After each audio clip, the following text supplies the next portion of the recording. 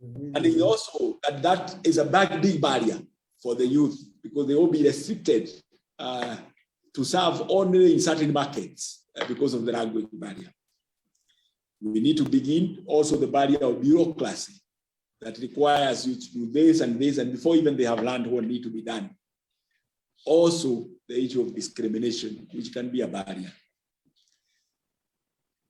Your Excellency, I hope that you also address the issue of how we can think affirmatively in adding value to the youth. I think here that you can have the knowledge, just like you can have a bottle of water.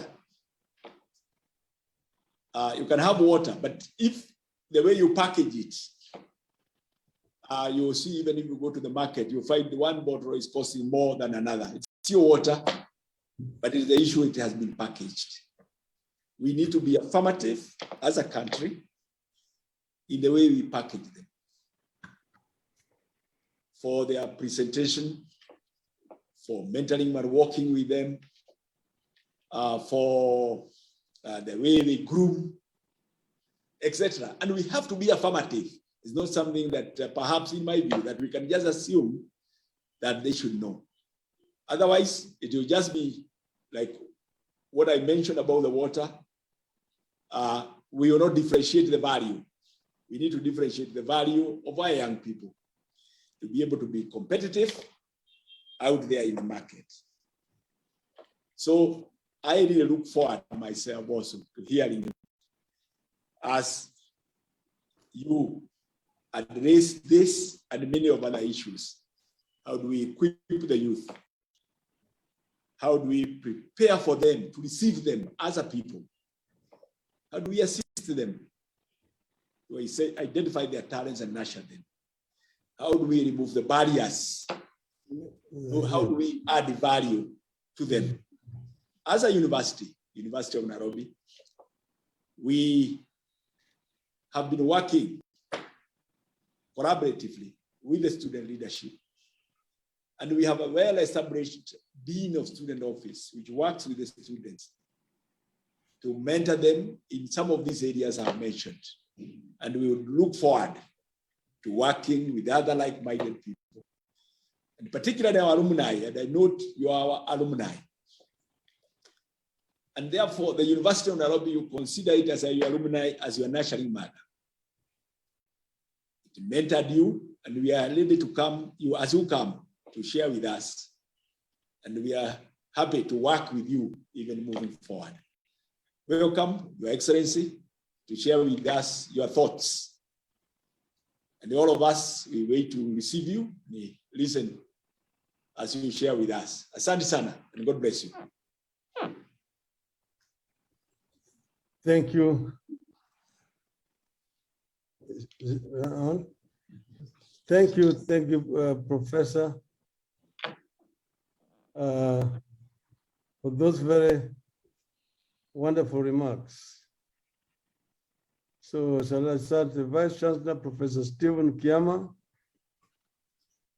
Professor Fred Jonyo, Chairman, Department of Political Science and Public Administration.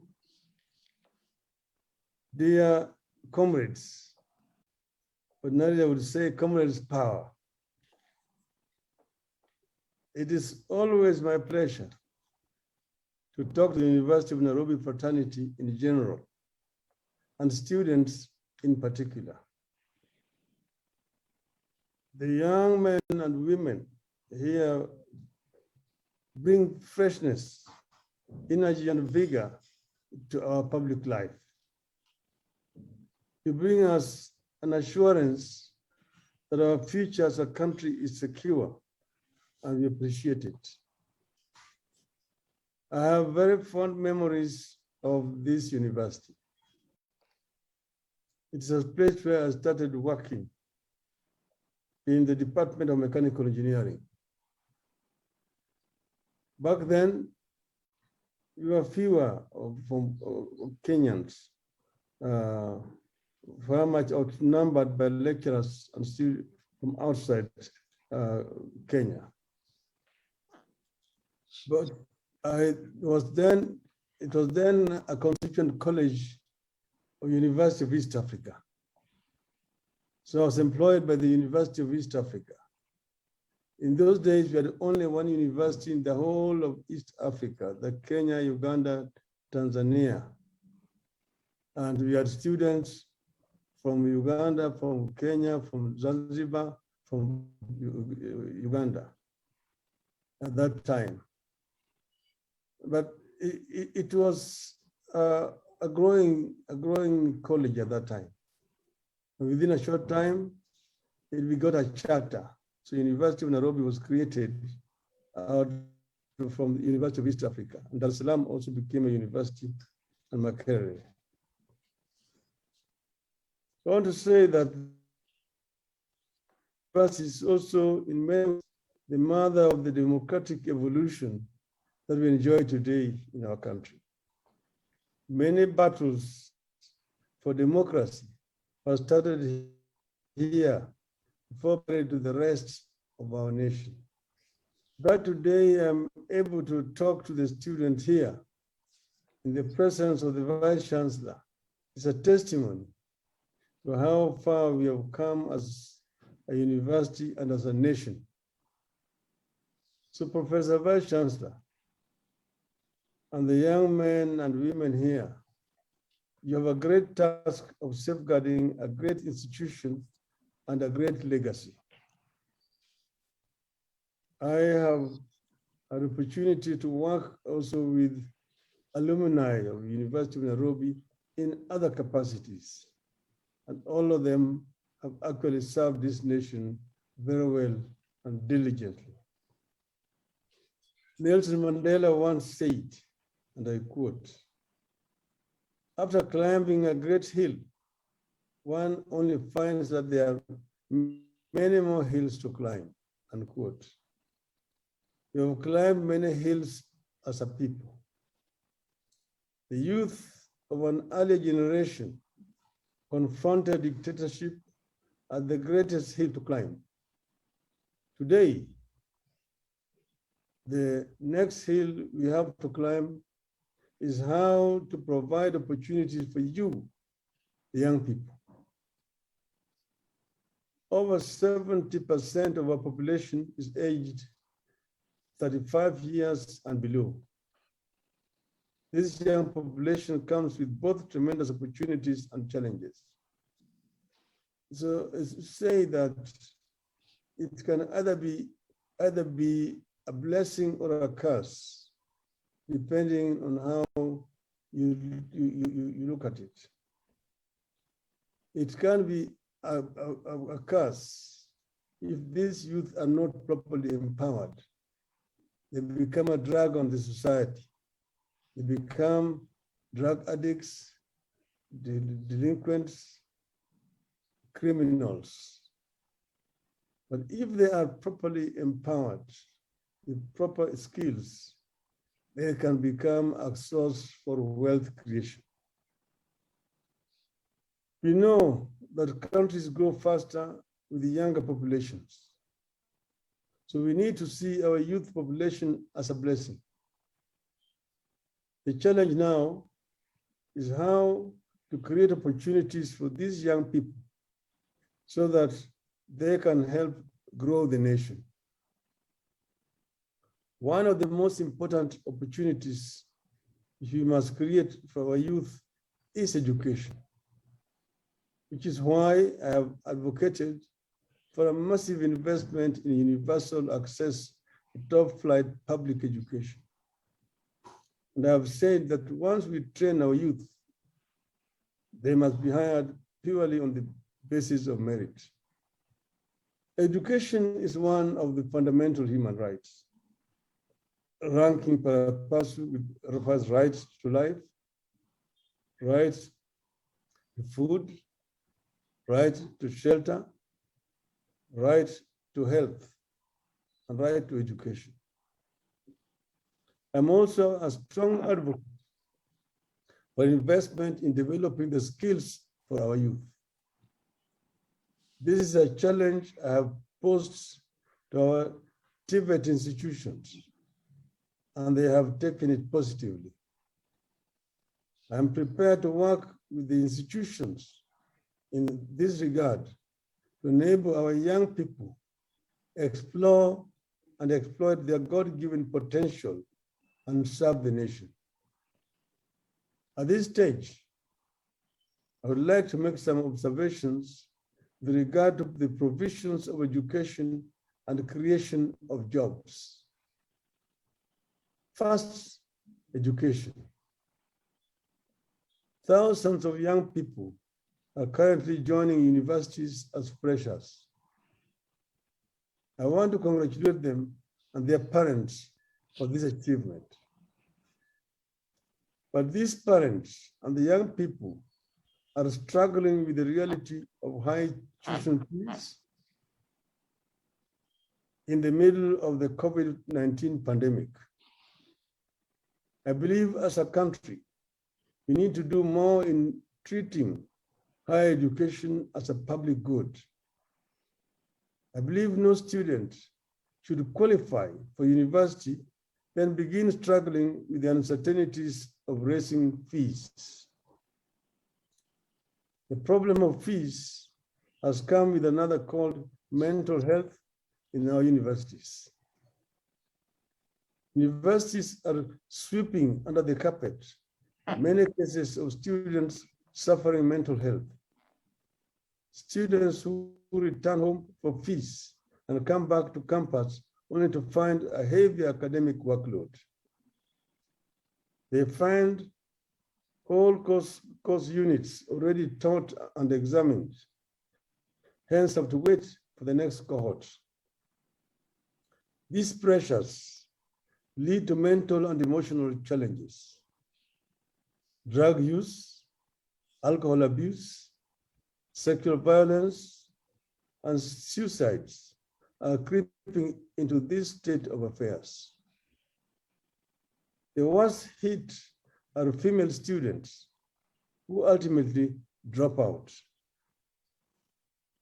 Poor students are supposed to obtain loans from the Higher Education Loans Board. Yet as freshers report currently, they do not know when the money will hit their accounts or whether it will come at all. And when that loan comes, it does with the problem of repayment. The HELB still expects all graduates to be employed in under 1 year and to start repaying their loans in that period. Failure to do so means penalties of 5,000 shillings per month accruing on the loan. Thousands of graduates are now listed with the credit reference bureaus, meaning they cannot apply for jobs where they need to provide CRB clearance certificates. This vicious cycle needs to be broken because it is wasting our youth. Then there is the question of accommodation. Students are now forced to seek accommodation in informal ghettos mushrooming around universities. Name any public university in Kenya, and students will tell you the existence of a thriving nearby slum housing, where those unlucky to get on-campus accommodation. This state of affairs exposes students to many illegal activities and dangers. It is wrong. I'm not here to blame anybody. I'm here to state that I understand the problems our children are going through, and we need to bring these problems to the table and find solutions. The time has come for Kenya to work out a deal for university college students. University must once again be a place for our children to grow, to discover themselves, and to develop a passion for life. Then the issue of jobs and related opportunities after the university. To take care of all our youth, We need to generate millions of jobs, not just any jobs, but jobs that guarantee good salaries and translate into decent and dignified lives. Jobs that enable our youth to start and sustain their families. Let me be clear here too. I do not subscribe to the idea of kazi ni kazi. No. I stand for the decent and well-paying jobs for our youth. All my public life, I've been allergic to giving excuses and resorting to half measures. My nature has always been to explore new frontiers, to test new limits, to keep pushing and knocking the doors of possibilities and opportunities for the people and the youth of Kenya. My wish is to have the youth of Kenya participate and compete in the digital and information economy as equal players with their counterparts in places like US, Korea, China, Japan, and India. I want to prepare Kenyan youth for jobs of the future, not jobs of yesterday. I want to focus the youth of Kenya on where the world is going, not where the world is coming from. In an era when nations are sending their sons and daughters to planet Mars, I refuse to tell the children of Kenya that the tools our great ancestors used in the prehistoric age represent some kind of revolution that can take them places. That is an attempt to hold people back. It is neither my nature nor my wish to hold back the children of Kenya. I want to bridge the digital divide between the urban and rural areas. I want to position Kenya as a hub for information and communication technologies and e-governance. In this regard, there is a commitment I can give the youth of Kenya today. In the event that I fail as a leader to deliver what I promise, I will not invent excuses. I will not change the goalposts. I will do what Mwalimu Nyerere did next door in Tanzania. I will admit that my experiment and dream failed, and I will let somebody else try. I have watched these excuses lately. But what I'm saying, in other words, is the jobs that we want to create will enable our youth to be able to lead a decent life. And I always give an example of a country like Singapore.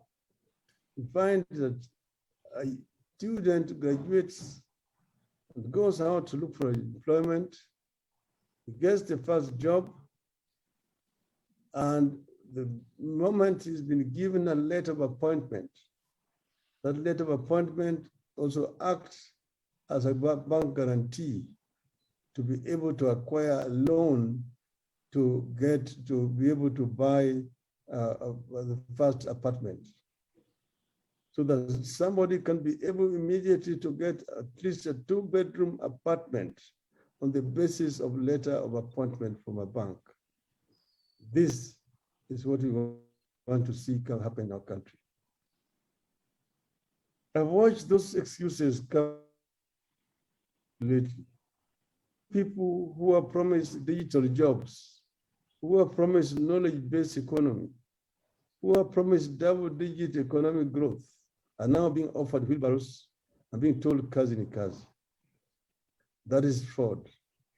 That is a route I promise Kenyans I can never take.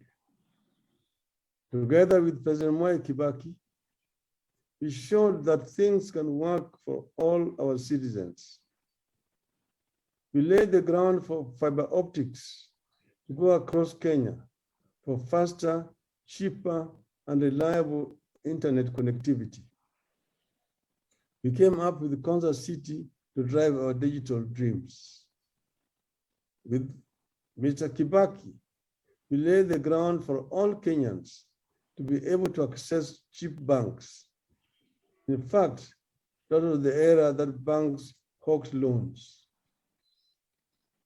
Many young people bought their first cars then, started their first businesses then. I want us to return to that era of possibilities.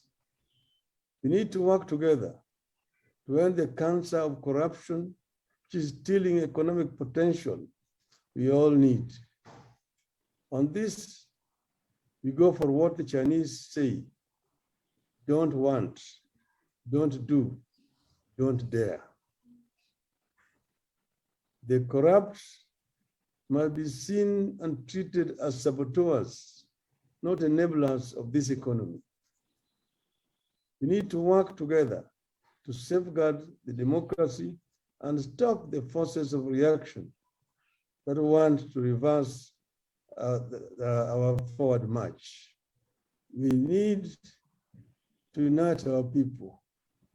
And here I want to respond to what the professor said at the beginning, the Vice Chancellor, that we need unity in our country.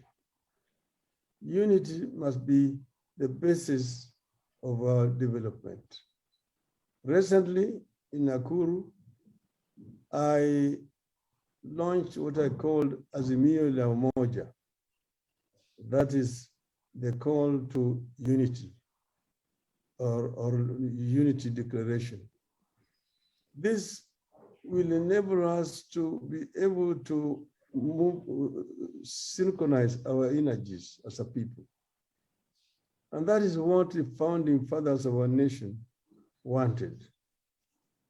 If you look at the first stanza of our national anthem, it says, Lord, bless this land of ours. May justice be our shield and defender. May we dwell in unity, peace, and liberty. Plenty be found within our borders. It begins first as a God-fearing nation. Secondly, justice is our shield and defender. Justice can only be a shield and defender if there's democracy in a country. And then may we dwell in unity, peace, and liberty. Unity means that you are united as a people and there's no discrimination, either on the basis of tribe, ethnicity, race, religion, or gender, that we all are one people, irrespective of our different backgrounds. And then peace and unity. Peace is not only the absence of war, because somebody who is hungry is not at peace. Somebody who is hungry is angry. And therefore, we must make it possible for every Kenyan to be able to have something to eat before they sleep. And each and every Kenyan should have a shelter, that nobody should be sleeping on the streets. Nobody should be begging. And that's why they say, plenty be found within our borders. That plenty was not going to drop like manna from heaven. It was going as a result of a sweat and toil of our people. So we must enable our people to be able to create wealth so that plenty is found within our borders. And that is the Kenyan dream as coined by the founding fathers of our nation. Finally, the youth need to appreciate that as the majority in our country, the choices you make today will determine the opportunities you create for yourselves and our country tomorrow and into the future. Thank you. God save Kenya.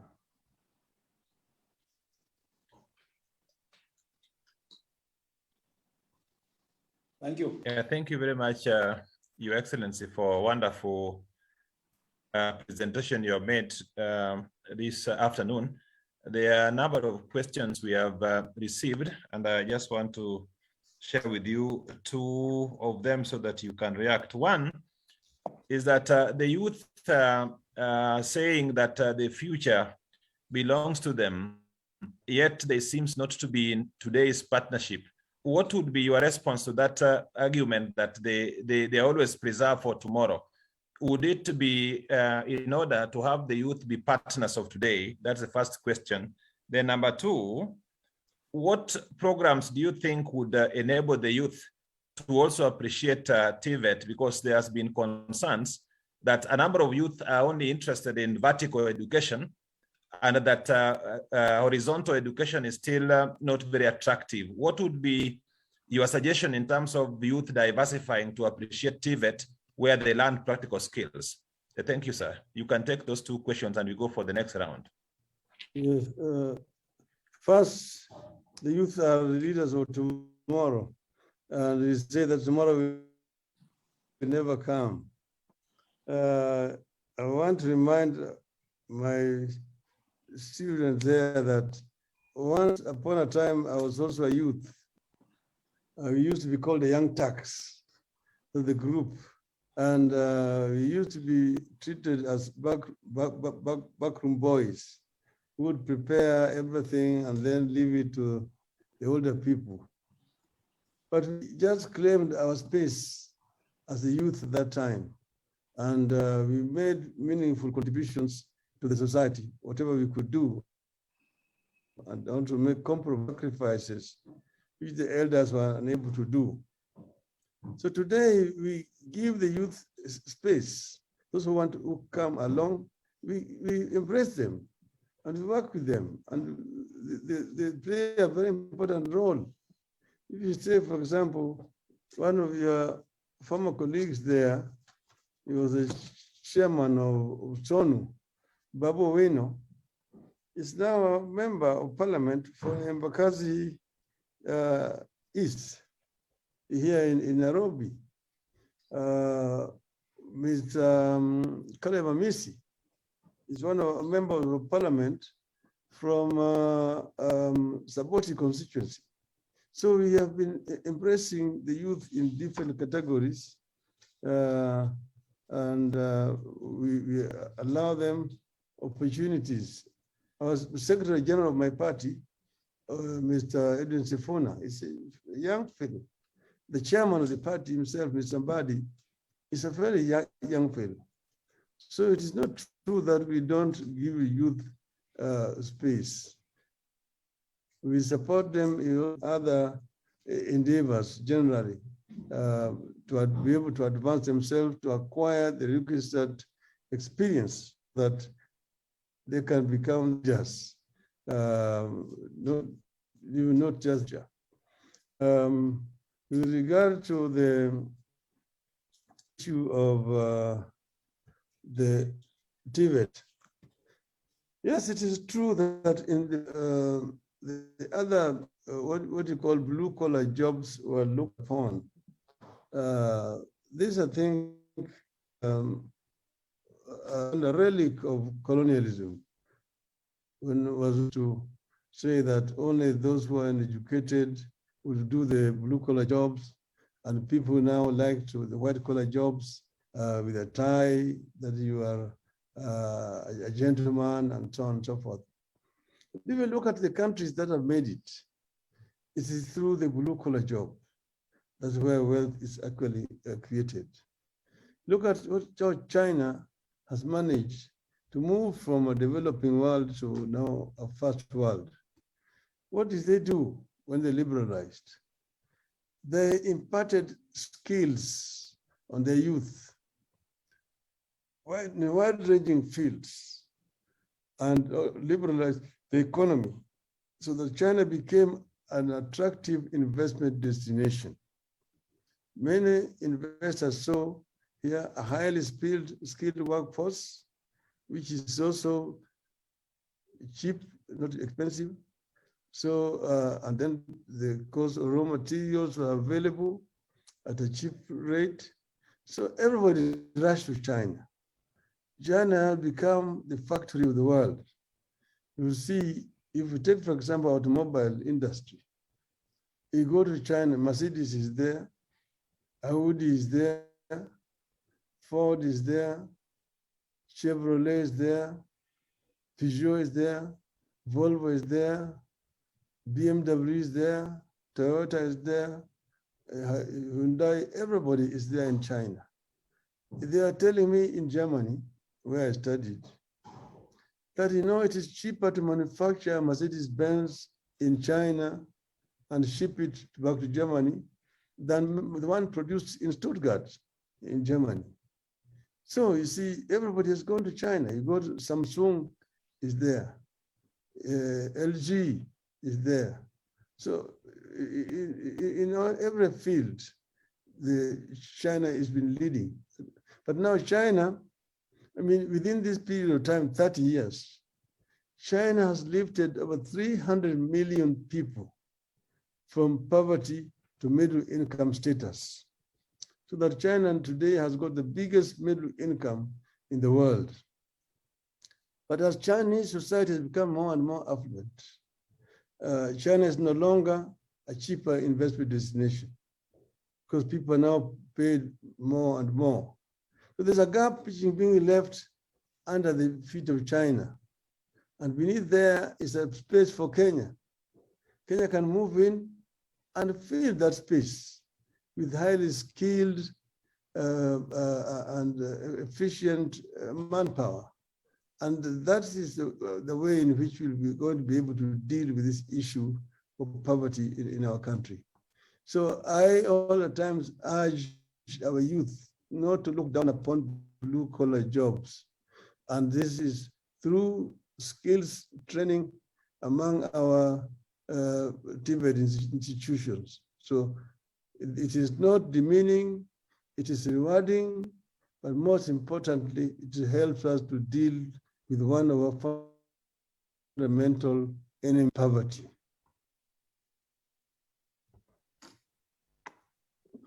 Yeah, thank you very much, Your Excellency. The other set of questions that there's a gentleman who is asking that emphasis seems to have shifted to TVET at the expense of university education. So we are seeing a situation in which university continue to receive large numbers of young people to be trained, but government capitation is not responding adequately. What would be your view in terms of sustaining universities as centers of excellence without compromising the university funding? That is one. Two, the 30% tender that is reserved for the youth seems to be taken by elders because youth lack a capital which they may put forward as requirements. How can this 30% be operationalized without compromising the fact that youth lack requisite finance to get such tenders, sir? Thank you.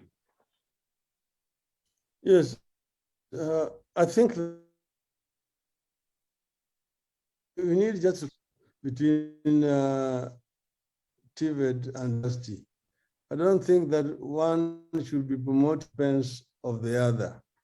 There's really there's room for skills at deep levels.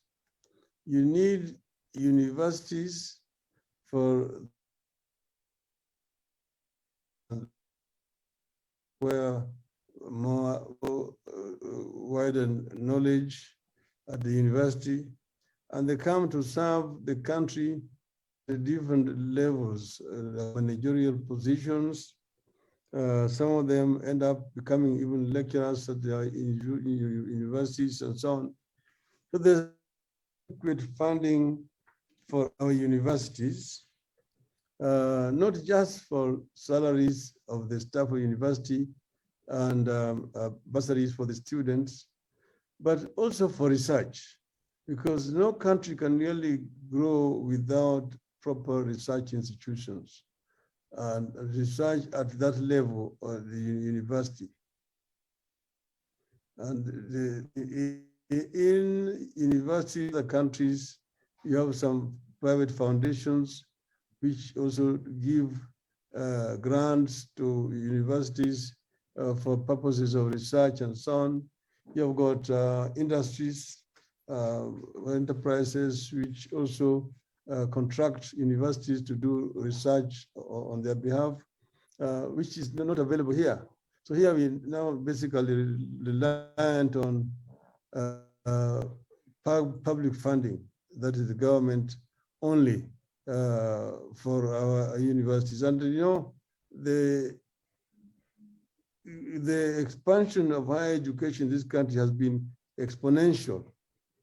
In other words, it has not kept pace with, the economic growth has not kept pace with the expansion of our learning institutions. I just told you when I started that when I came to this country, there was only a university college, not a university. The whole of East Africa was only one university, University of East Africa. And then this around Nairobi got a charter, Dar es Salaam got a charter, and Makerere got a charter on its own. Today, we have so many public universities. And then we have got now also technical training colleges. But the problem is that the economy has not grown as fast to keep pace with the expansion in the institutions of higher learning, so that the funding has become a challenge to the government. In my view, we need to change tact and ensure that our economy is growing at a faster rate, so that we can be able to generate sufficient capital to fund training and research in our institutions for learning. Second, the other one is the issue of the youth fund. I hate to talk about the BBI, but as you know, in the BBI, you had to come up with a fund, a sort of fund for a youth enterprise fund, which the youth are going to be able to access capital, borrow money, and they don't have to repay or even pay any interest until after 70 years, so that they have an opportunity to grow their enterprises at infancy until they're now able to repay any loan.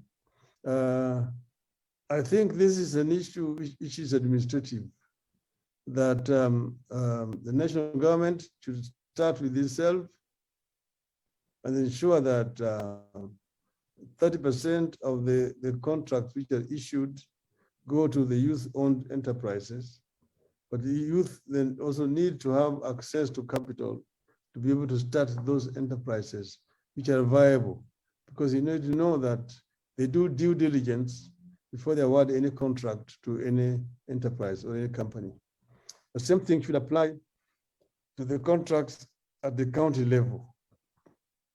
And then has to be a kind of cooperation between the national government and the county government, because we are not having 47 countries in one. It is just one country. And therefore, the standard must be uniform and the same. In my view, the national government should have power to be able to supervise the performance of the county governments to ensure that they comply with the nationally agreed policies. Thank you. Yeah, thank you very much, Your Excellency. You mentioned earlier that you did engineering, but from my observation, I've realized that you're also very good at political engineering. So based on that, what would be your advice on young people who are interested in getting into the political space, but they require to either own political parties, which are quite expensive to manage and sustain, yet the political party appears to be the only vehicle which can make youth to compete in the political space? Then number two, what are your views on women leadership? Women have not done very well because of restrictions in the political system. So what advice would you give young women as far as the prospects of their future is concerned, those who are interested in political leadership, sir? Thank you. So first, the issue of political parties. As you know that the issue of multi-party politics in our country is still a work in progress. Remember, we started as a multi-party system in the 60s, but then over the years, there were amendments. We ended up initially as a de facto single party system, and then finally as a de jure single party system. It took many years of struggle to be able to repeal Section 2A, which had been imposed without consultation with Kenyans, that made the country a single party dictatorship. Many lives were lost in that operation for us to get repeal of Section 2A. Many Kenyans went to prison and detention in that struggle. Now, after that, when the Section 2A was repealed, then now Kenyans were allowed to form political parties. As has happened in other countries, beginning with Eastern Europe, when the Berlin Wall fell, and then also on the African continent, multipartyism came back in the early 90s, and it brought down the single party dictatorship across the continent, including the military dictatorships. Now, in those kind of situations, there's usually a proliferation of political parties. Many political parties are formed. I remember, like in a place like in Poland, one time in an election, a ballot paper was a booklet. You had to look through it to see which party you wanted to vote for, or which candidate you wanted to vote for. Because there's so many political parties. But after one or two general elections, the numbers of political parties began to shrink. So now parties evolved, and now you ended up with parties with clear ideological foundations. Either they are parties to the left or parties to the right. Either they are socialists, they are social democratic parties, they are conservative parties, or they are communist parties, and so on and so forth. Now, that is a situation which is also now obtaining in Kenya. We have a situation where they are now, when elections are coming, many political parties are formed. But these are basically just vehicles for elections. Most of them don't even have any clear ideology. And after elections, they are put in the fridge or in the safes. I never hear of them until after the elections. You have heard that you've been hearing only of about 4 or 5 political parties in between elections.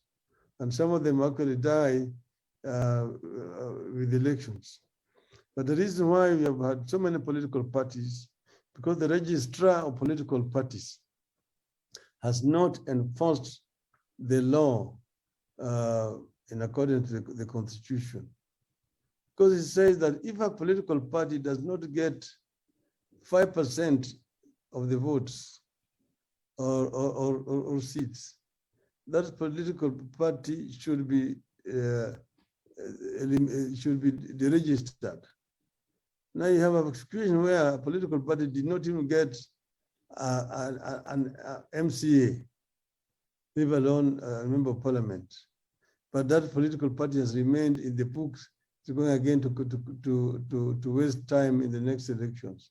That is not right. If the registrar was following the law, we should be ending up with fewer political parties.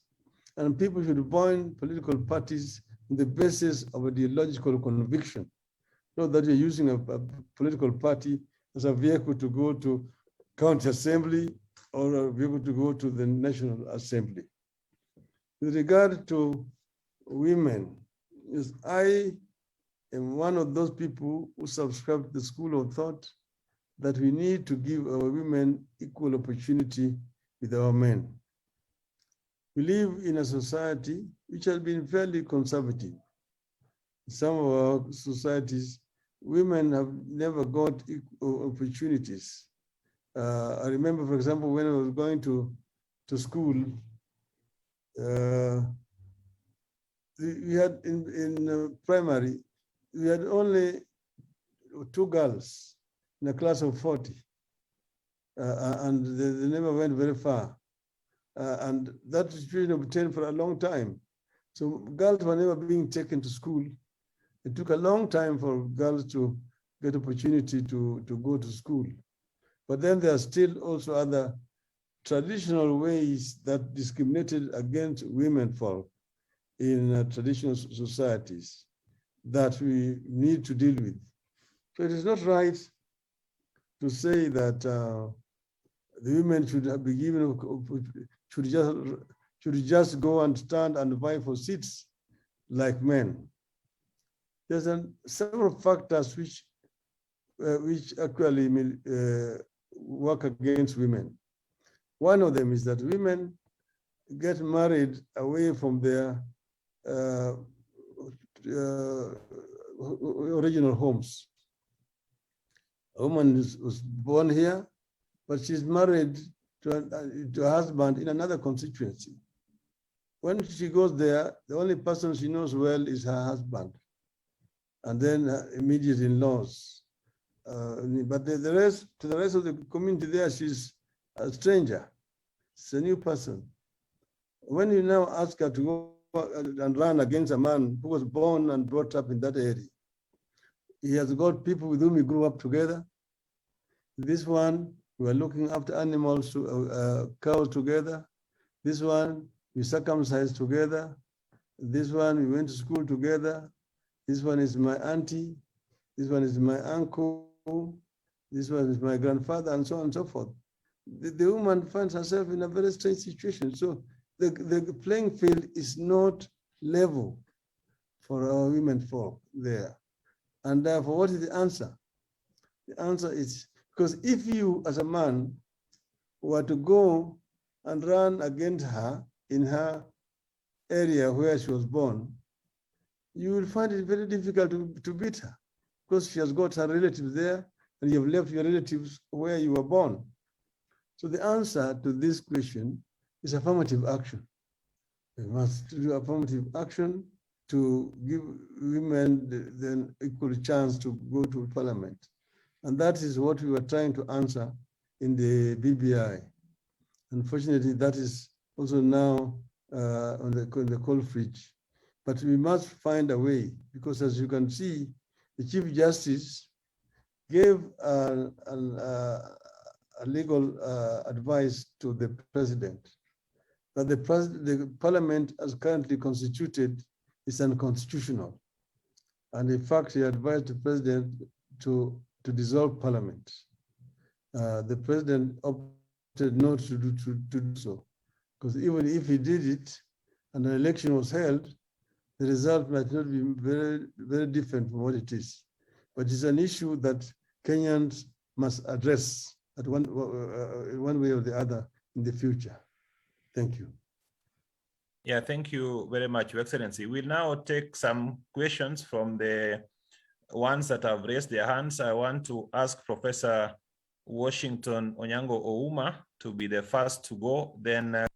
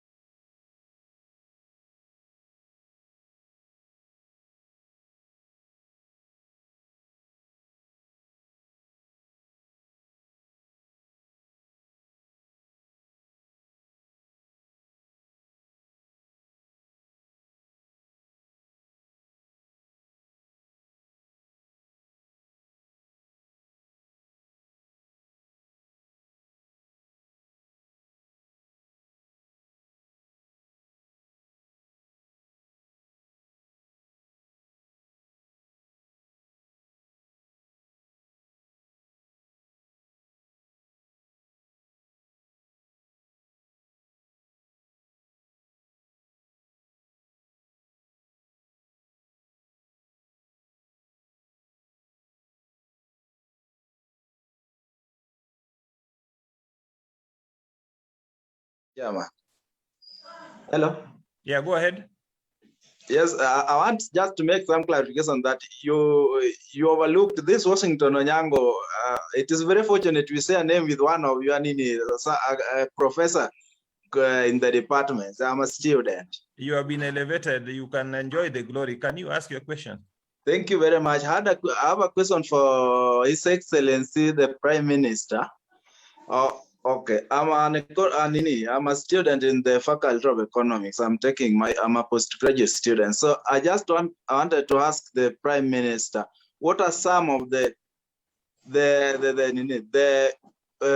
some of the economic models that are supposed to be put in place so that we deal with this high rate of unemployment once and for all, because it has become a narrative each and every year, so that we forget about it once and for all, because most of youths are very disparate outside here. That's why you see the rate of crimes increases. So can you suggest for us some of the economic models that needs to be put in place to deal with this thing once and for all, so that we forget about it, this narrative of unemployment every year? All right, thank you very much. Then can we have James Mugo, then Robert Onyango, then His Excellency can respond. Mugo, and then Robert Onyango.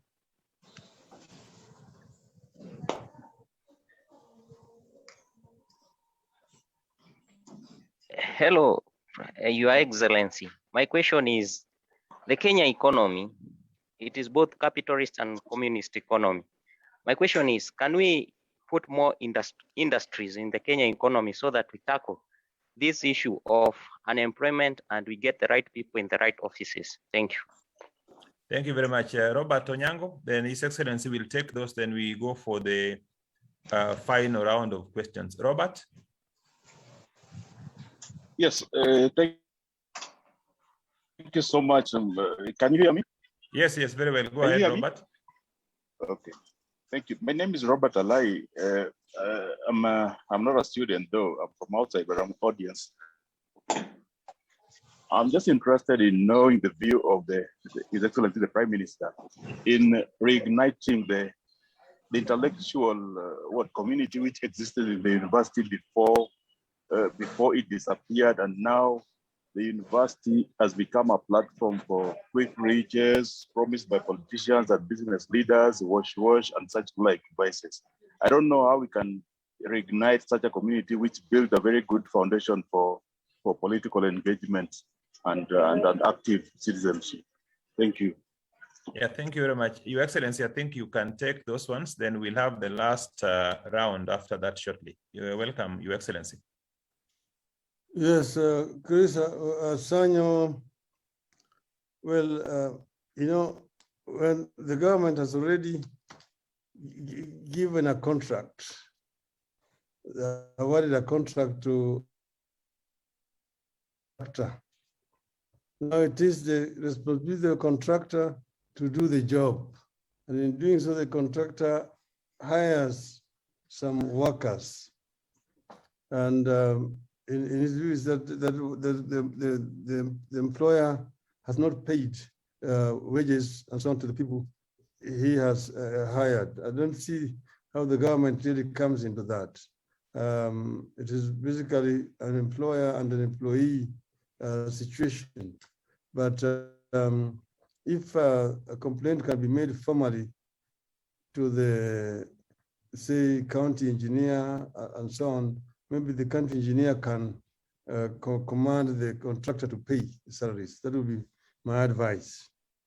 Onyango Washington, who is an economist, there are several economic models that I don't see that you can say that this is preferable to this and that. Situations differ all the time. Like right now, apart from the issues of management that we all know about, there's also this COVID pandemic that has devastated the economy seriously, and that now requires thinking out of the box without looking at particular models. Here, you need to get a stimulus program, for example, to be able to work out of this. And you can look at methods that different countries have adopted. Look at Joe Biden's USA massive stimulus program to jumpstart the economy. And look at what they've done in the UK and in Japan and other countries. So there are several ways in which you can deal with this particular situation. But going forward, we need this country. There's from independence up to where we are, several models have been used. Africanization started, then privatization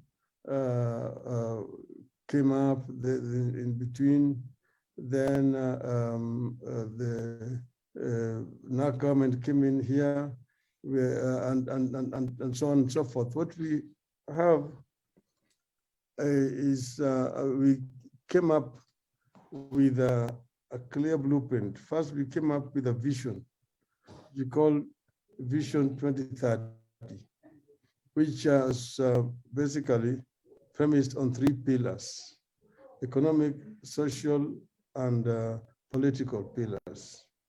And it's aimed at lifting the country from a third world economy to a middle income economy by creating partnerships. First, promoting the private sector as the engine of growth and development, and creating space for the private sector to thrive in the country. Investing in manpower development and growth, investing particularly in skills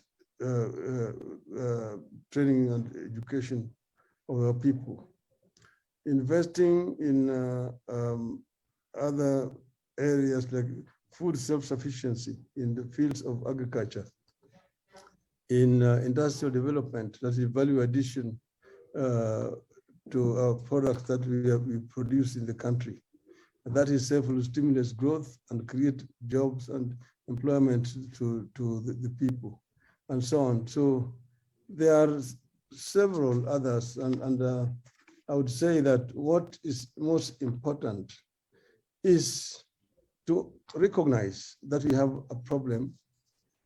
What is the problem that we have? What are the causes of this problem? And where do we want to go as a people and as a country?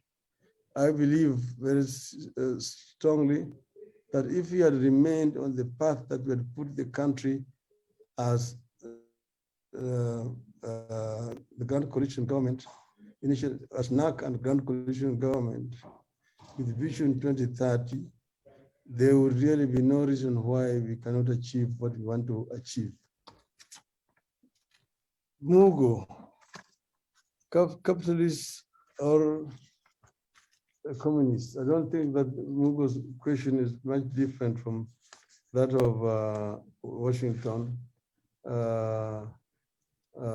He talked about the growth generally. It cannot be capitalist and communist, because, as you know, we started with a mixed economy where we had a private sector and a public sector living hand in hand. Then there came the structural adjustment program of the IMF and World Bank, and we started to denationalize and privatize what were then supposed to be state corporations. Some of them still are existing there today. But by and large, the private sector is larger than the public sector. So you can say that it is more a private sector-based economy than a public sector. The communism actually believes in mass ownership of the means of production, which is what we don't have here. And of course, those models have been shown not to work where they've been tried.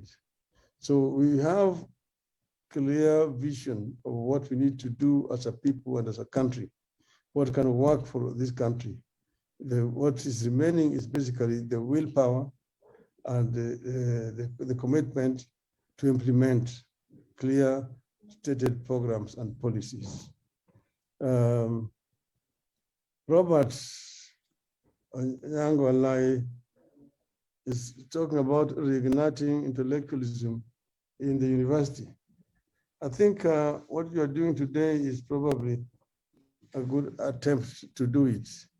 We need to go back to the days when we used to have proper dialogue at the university.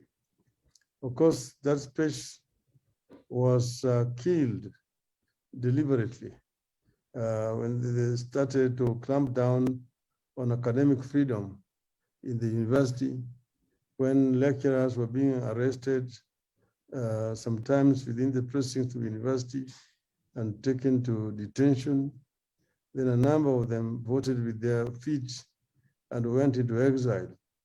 And then the voice of reason in our higher institution of learning was muzzled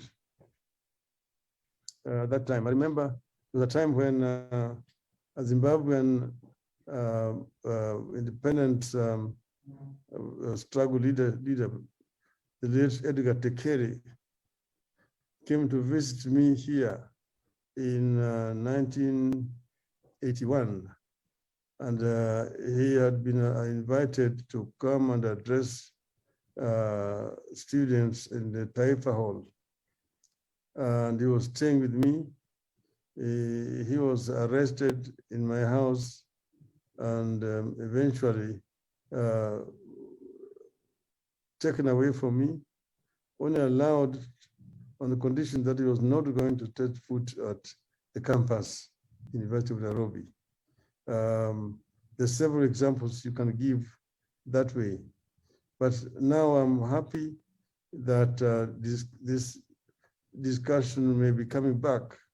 I would really want to encourage the Vice Chancellor to promote this kind of interaction because it helps to stimulate debate and growth, and that is what university is for, an institution of higher learning.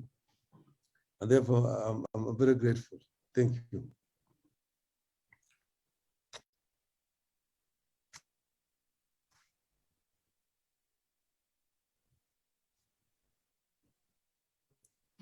Can't hear. All right, thank you very much, sir. Thank you very much, sir. Are you through?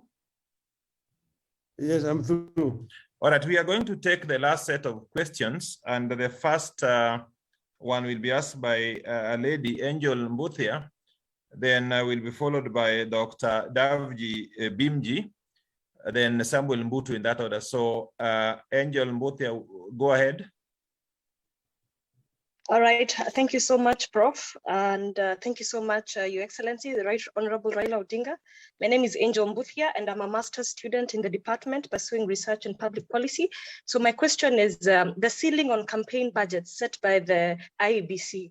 What are the pros and cons in your view, given that they gave a ceiling on how much should be spent in every campaign for every other position that was listed? Young people came out to oppose this. What is your view on this? Secondly, university students act on the draconian Duale bill, popularly known as that. By your opinion, do you think this is a bill that that is building our student leaders? Because currently student leaders are not elected by popular vote. And this is something that students have been fighting all through. From where you sit and in your view, is this a bill that has come to grow our student leaders? Because I'm a vice chair, former vice chair of SONU, and this is how I've come to where I am today, and even yourself and your journey. Do you think what we have today is building our student leaders or otherwise? Thank you. Can you explain what that bill is about? No, I'm not ready. Okay, Your Excellency. It dictates that students are go through they elect through their universities. So it's sort of a delegate system, like how you elect your speaker. So the Speaker of Parliament is the president of the country. So in that same system where you have a few campus representatives voting for their chairperson. So students are really not able to claim their chairperson, like how Babu Owino and I were elected previously by popular vote, as we have in the country at the moment. Because when the country votes for you, one man, one vote, and it goes just one person, just like the model we have in the country at the moment. I think that is what maybe comrades prefer at the moment. I don't know, in your view, what do you think we should have at the moment? Is it something we should go back to Parliament and repeal, or we should just move on and build on it? Thank you. All right, thank you very much, Angel. Dr. Davji Bimji.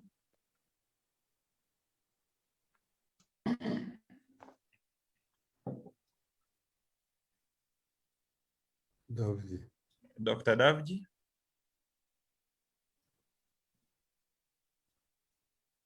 All right, if he's still connecting, Samuel Mbutu.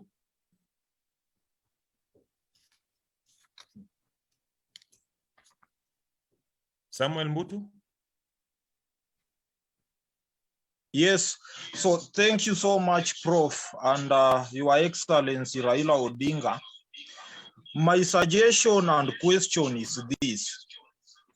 We've always had good policies in as far as addressing the question of youth unemployment is concerned. However, the problem is with implementation. Is it possible, if Your Excellency, you can consider that bill which Honorable Johnston Sakaja had brought to Parliament, the National Employment Authority? We take everything relating to youth matters to that authority. Then in your budget, you dedicate 10% of the annual revenues collected to that authority. Then that authority will be able to look at the issue of youth in their different blocks. Because at the moment, youths are being looked at as one homogeneous block, which is not the case. There are those youths who are skilled, semi-skilled, and unskilled. This authority, if it is given, let's say, 10% of the annual revenues, it will be able to address the plight of the skilled youths, semi-skilled youths, and unskilled youths. And this idea, it has been tried in other jurisdictions, it has been tested, and it is working. Why is it so hard for us to adopt that strategy? And Johnston Sakaja had captured it very well. But the problem lies with the implementation. So, Baba, I assure you, if you adopt that strategy, it will deal with these issues. Of course, not in a one-day event, but it will sort out the problem of unemployment drastically. Thank you. Yeah, thank you very much, Samuel. Lastly, Dr. Davji Bimji.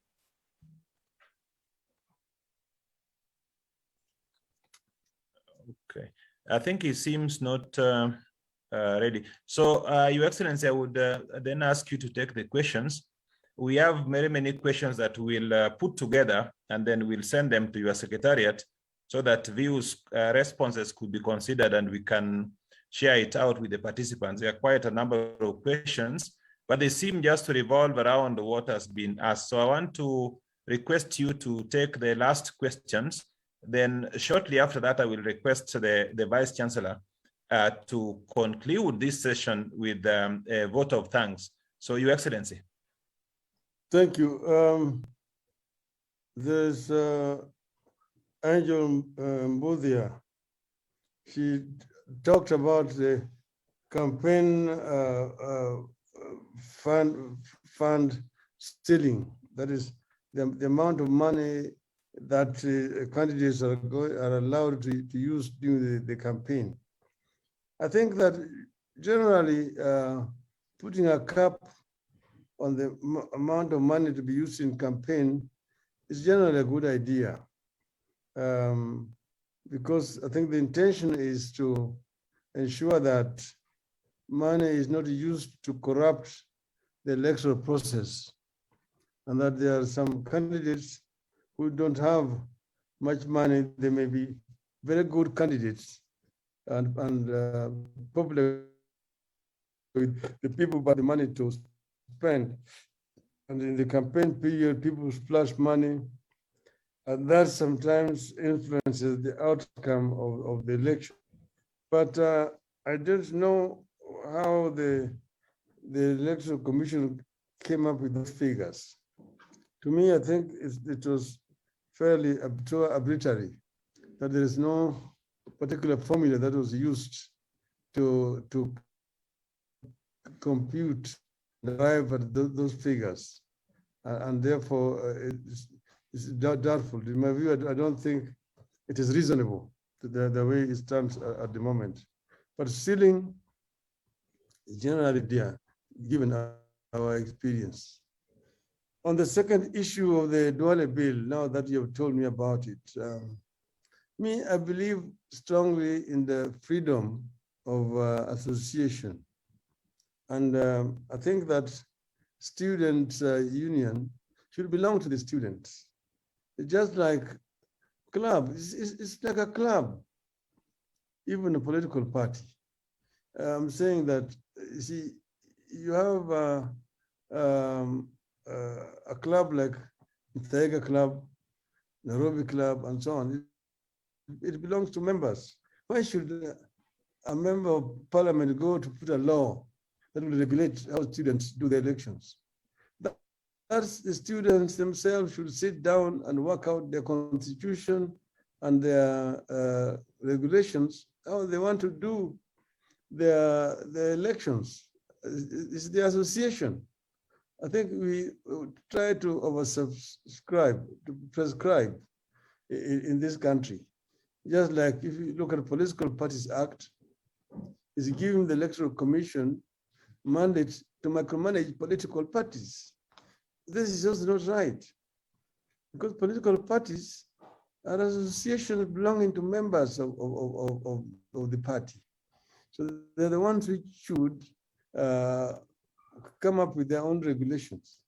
The Electoral Commission should only wait to get the candidates of political parties once they have been nominated by the party. This is not so. I agree with you that the Duale bill is itself unreasonable, and the parliament should not interfere with how students' unions are run.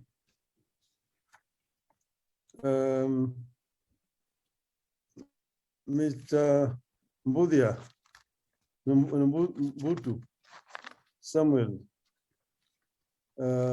is talking about creating a national authority for the youth.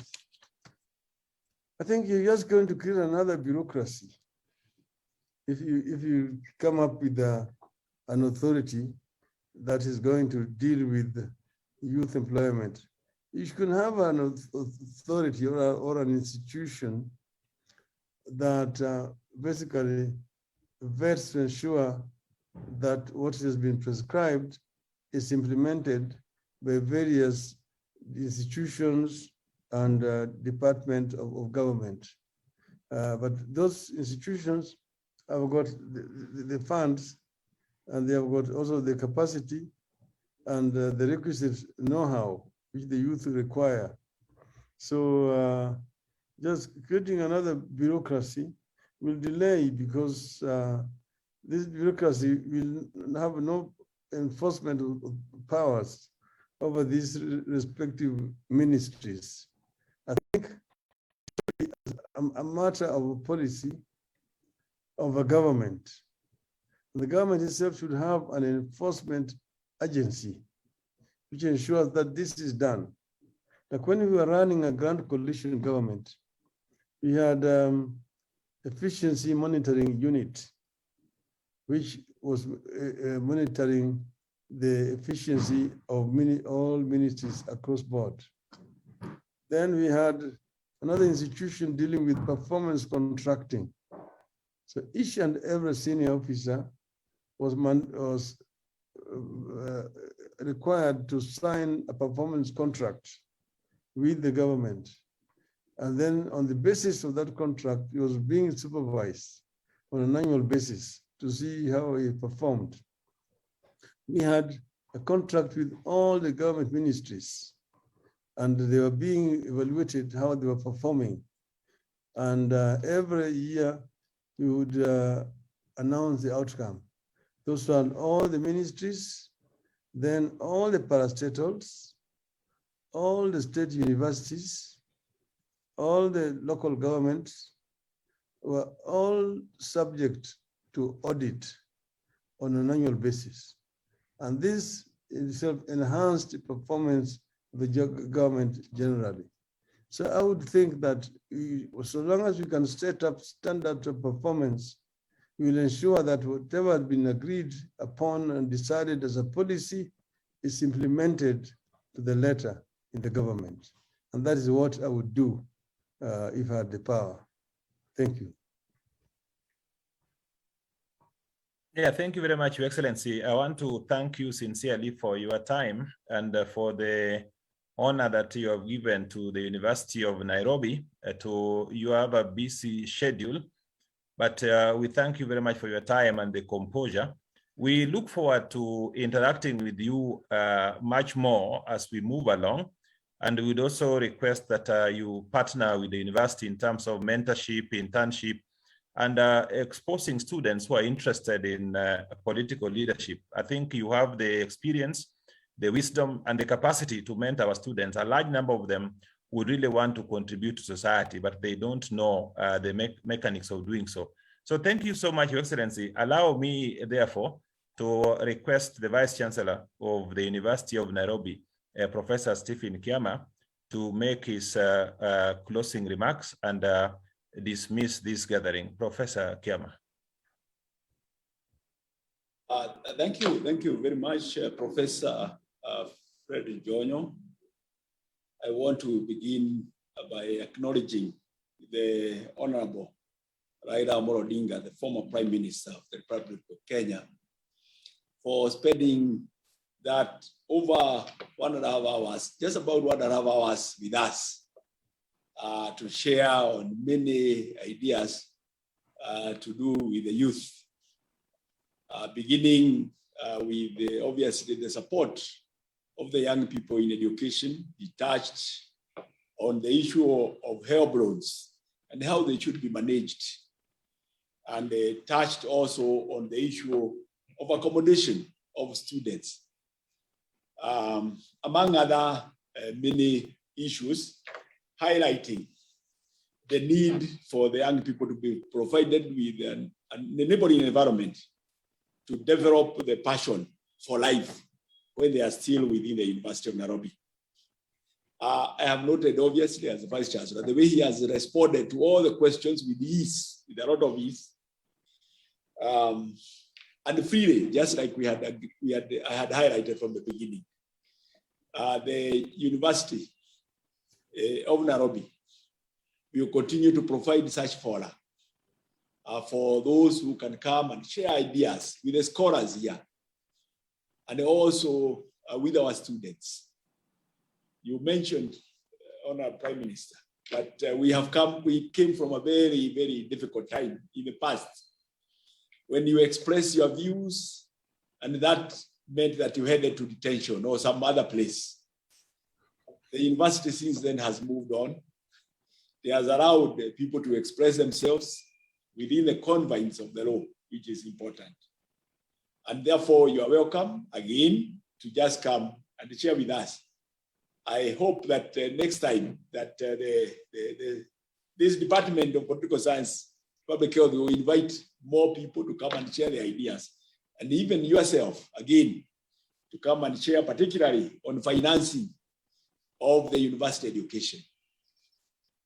Because it is one of the issues that seem not to have gotten good attention as the university education has grown. And you mentioned how it was one university and how it grew. the issue of how it should be financed moving forward remains unaddressed. So I want to thank you very, very much for sharing with us your thoughts. I want to thank the chair of the department and the team for making this possible, and all the participants who are here listening to us and asking the questions that they did, and those who asked the questions were quite many.